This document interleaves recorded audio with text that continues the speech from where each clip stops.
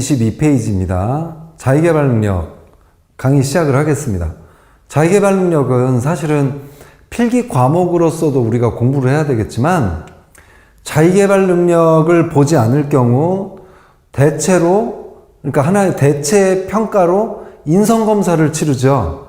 인성검사는 무슨 내용이 있습니까? 여러분들 적성, 성격, 감정, 성향 이런 것들이 그 평가 결과가 나오죠. 이런 것들은 다 면접관들한테 주어지죠. 그럼 면접관들이 이런 내용을 보고 그 평가 결과를 보고 판단을 하고 또 질문을 던지고 뭐 이런 중요한 그 평가가 되겠습니다. 어쨌든 어떤 형태로 이루어지든 또 기본적인 그 내용들은 우리가 잘 알고 있어야 될 것 같아요. 그리고 한 가지만 더 말씀드릴게요. 지금 세상이 어마어마하게 변하고 있잖아요. 4차 혁명 시대로 인해서 변화가 시작이 됐는데 외부로부터 역병이 와서 코로나라는 역병이 와서 지금 두 개가 폭발적인 상황들을 만들고 있어요. 두 개가 합쳐져서 어마어마한 폭발을 일으키면서 4차 혁명 시대도 우리가 예상했던 것보다 더 빠르게 다가오게 하고 있고 그렇습니다. 그렇기 때문에 세상이 지금 너무나 급격하게 변화하고 있어요. 기존에 우리가 학교를 졸업하고 한 직장을 들어가서 60세까지 직장을 다니고 이제 은퇴를 해서 은퇴 이후의 생활을 하는 이런 삶은 앞으로 벌어지지 않을 것 같아요. 그래서 실제로 서점에 가보시면 초예측 뭐 이런 책이 있거든요. 책 제목 초예측인데 기억을 해두세요. 초예측. 여기 보면 세계의 그 석학들 뭐 예를 들어서 사피언스를 쓴 유발 하라리 이런 전 세계의 그 유명한 석학들이 미래의 세상에 대해서 쓴 내용인데 이 중에서 보면 자기계발과 관련된 굉장히 좀 놀라운 얘기가 있죠. 그러니까 우리 같은 기성세대들은 이렇게 됐죠. 풀타임 교육을 받아요. 풀타임. 그리고 풀타임 근무를 해요. 그리고 풀타임 은퇴를 해요. 근데 여러분들은 풀타임 교육을 받고 잠깐 근무를 해. 그리고 또 잠깐 교육을 받아. 그리고 또 새로운 곳에서 근무를 해. 또 세상이 빨리 바뀌어. 그러면 또 그만두고 또 그만두거나 또 중간에 어떤 또 교육을 받아. 새로운 걸. 그리고 또 새로운. 이걸 평생 한다는 거죠. 이렇게 세상이 자꾸 바뀌고 있어요. 그런 측면에서 자기계발을 어떻게 나갈 것인가. 그게 앞으로 우리 생존과 관련이 되는 것 같습니다. 그런 측면에서 굉장히 좀 중요한 내용이죠. 자, 일단 그럼 문제를 좀 풀어보도록 하겠습니다. 다음 그림은 직장 생활에서 자기계발을 하는 이유. 직장인으로서 자기계발을 하는 이유는 뭘까요? 그냥 직장과 상관이 없이 자기계발을 하는 건 내가 오랫동안 내가 원하는 일을 하면서 계속해서 지속적인 그런 삶을 살기 위해서 하는 거고, 근데 내가 어느 직장에 들어갔어. 그 조직에서 내가 월급을 받고 내가 기여를 해야 돼. 그런 측면에서 자기계발하는 건 오로지 이것밖에 없습니다. 업무 성과. 이건 외워두세요. 그래서 일단 기존 능력이 요만큼인데 자기계발을 통해서 이렇게 확대시켜 나가는 거죠.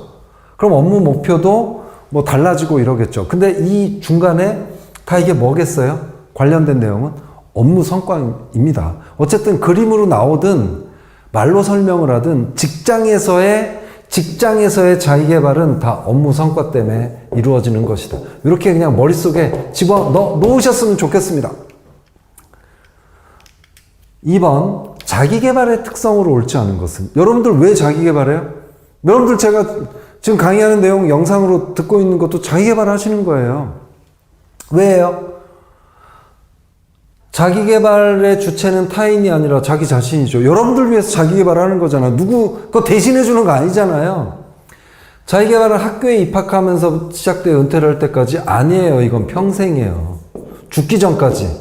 그리고 앞으로의 세상은 훨씬 더 이렇게 해야 된다니까요. 우리가 평균 수명도 늘어나고 그러죠.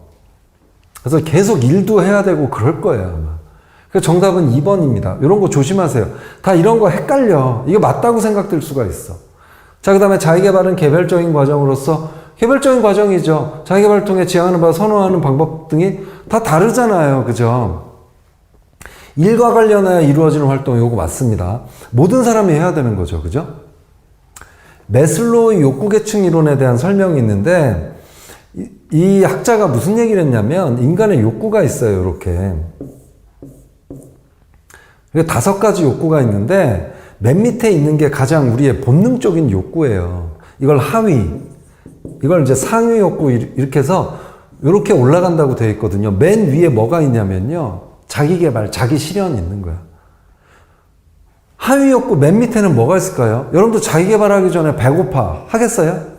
그러니까 여기는 뭐냐면 어떤 배고픔 등과 같은 하위적인 어떤 욕구, 본능, 이게 해결이 돼야 위로 올라간다는 거예요.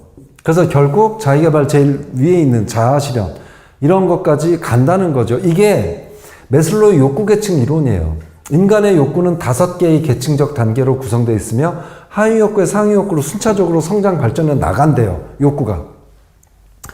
배고픔이 해결이 되면 그 다음에는 무슨 욕구가 생기는 줄 알아요? 좀 안전하고 싶어. 그래서 이제 집을 찾아.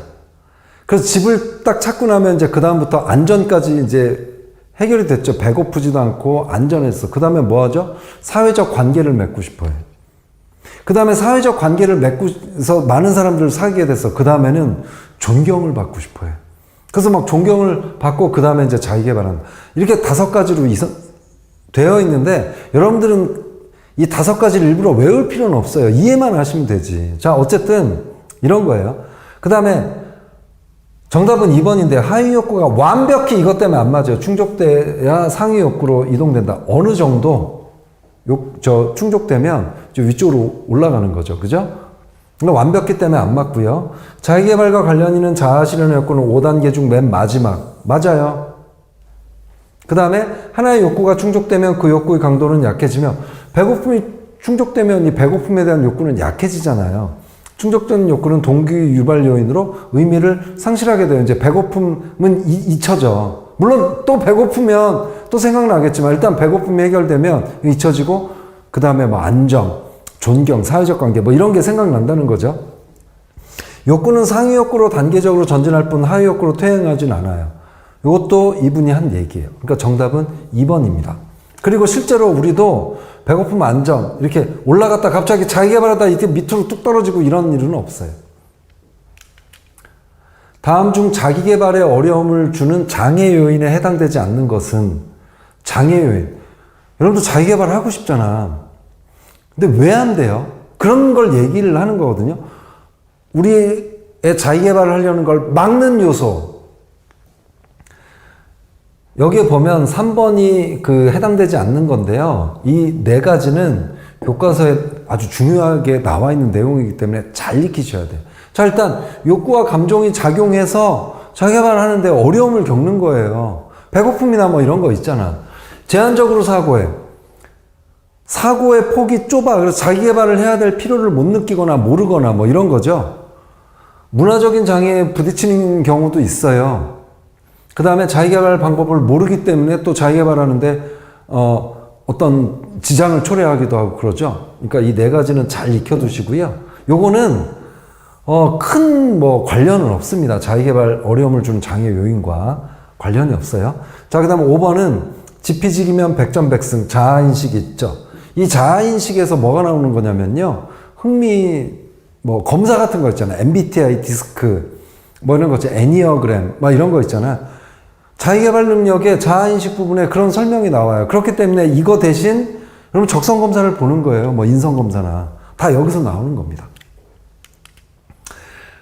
올바른 자아인식을 통해 가죽을 쓴 효과에 해당되지 않는 것은 여기 보면 사실 자존감 상승이라는 큰 관련은 없습니다. 일단 자아정체감, 성장욕구 증가, 자기개발 방법 결정, 개인 및 팀의 성과 향상 이런 내용이 있으니까 이거는 머릿속에 그냥 집어넣어 두세요. 자, 그 다음에 내면적 자아하고 외면적 자아가 나오거든요. 외면적 자아는 보여. 뭐예요? 키. 여러분들이야. 여러분들인데 여러분들에 대한 키, 나이, 외모 이런 것들은 보이잖아요. 이런 게 외면적이에요. 그러니까 5번이네. 내면적 자아는 안 보여. 여러분들 성격은 지내봐야 알지 성격도 다 보이는 게 아니에요. 그런 게 뭐가 있어요? 적성, 성격, 흥미, 가치관. 이거는 직접적으로 볼 수가 없죠. 그러니까 이런 걸 내면적 자아라고 합니다. 여러분들 속 안에 있어. 8번 볼게요. 대기업에 근무하는 최 대리는 최근에 다른 사람들이 자신을 어떻게 파악하고 있는지 궁금해져서 팀 동료들에게 의견을 구하고자 몇 가지 질문 마련해봤어요. 이럴 경우 질문 어떻게 하겠어요? 저 어떤 사람인 것 같아요? 이렇게 물어보겠죠. 저의 장점은 뭐예요? 전 뭘 고치면 좋을까요? 이런 질문과 관련이 없는 걸 찾으라는 거예요. 직장생활의 저의 장단점을 상대방한테 묻는 거죠. 내가 지금 하고 있는 일을 그만둔다면 나는 어떤 일을 새로 시작해야 될까? 이거 나한테 묻는 거네. 금방 찾죠, 그죠? 어렵지 않아요. 실제로 이 과목의 내용들이 문제로 출제되면 어려운 건 없어요. 다음 중 성찰은 뭐죠? 반성하는 거예요, 사실. 오늘 하루의 일과가 끝났어. 그리고 나서 집에 가서 저녁 먹고 이제 자기 전에 한번 되돌아보는 거지. 이거 많이 하셨잖아. 여러분들 지금 NCS 공부하면서도 성찰하셔야 돼요. 그냥 피곤하다 자자 이게 아니라 자기 전에 한번 생각을 해봐. 오늘 내가 스터디를 하면서 A라는 친구한테 좀 이렇게 했는데 내가 좀 심했구나. 그리고 나는 오늘 사실 문제를 좀 이렇게 했는데 안 풀린다고 내가 너무 투정을 한 것 같아. 내일부터 그러지 말아야지. 뭐 이런 거죠. 자기를 이제 되돌아보는 거죠. 왜 해야 돼요? 성찰을. 2, 3, 4, 5번. 정답은 1번인데요. 다른 일을 하는데 필요한 노하우가 축적될 수도 있어요. 그리고 지속적인 성장의 기회 제공, 신뢰감 형성의 원천 제공, 창의적 사고 능력 개발 기회 제공, 이게 교과서에 100% 있는 내용이고요. 경력 개발에 필요한 사항들을 점검할 기회를 제공한다. 이거는 좀 거리가 멀죠. 그리고 특히 여러분들 5번 같은 경우 있죠. 성찰하고 창의적인 사고 능력 개발 기회를 제공한다. 이게 교과서 내용에 있는데 저도 사실은 잘 모르겠어요. 성찰을 한다고 창의적인 이 사고 능력 개발 기회가 생기는지 모르겠지만 어쨌든 모든 문제는 교과서에 의하면이죠. 그러니까 이거를 시험장에서 만났는데 5번 선지를 만났다 그러면 성찰하고 창의적인 관계가 없는 것 같다 해가지고 해당되지 않는 걸 5번을 찍거나 이런 일은 없었으면 좋겠어요. 자, 어쨌든 교과서에 의하면요. 근데 교과서에는 성찰과 관련이 되는 내용의 창의적인 사고 능력 개발 기회 제공이란 게 있어요. 그러니까 항상 교과서 문제는 헷갈려 애매하기도 하고 좀 1번이 좀 맞는 것 같기도 해. 성찰하면 경력 개발 뭐 그럴 수도 있겠다. 근데 중요한 건 그럴 수도 있겠다가 아니라 항상 교과서에 의하면. 그래서 이 네 가지 잘 익혀두시면 좋겠습니다. 아까 여기도 보면 다 이런 것들이죠. 이것도 다 그런 내용이죠. 교과서에 의하면. 10번. 중견기업의 신입사원이 귀하는 입사동기 H의 수첩에 아래와 같은 내용이 적혀있는 걸 보았어요. 1번 귀하가 생각하는 것으로 가장 적절한 거. 지금 일이 잘 진행되거나 그렇지 않은 이유는 뭐지? 이 상태를 변화시키거나 혹은 유지하게 해야 하는 일은 무엇인가? 나는 이번 일 중 다르게 수행했다면 더 좋은 성과를 냈을 방법은 무엇인가? 결국 뭐 하는 거예요? 성찰하는 거잖아요. 성찰을 하고 있군. 이런 거죠.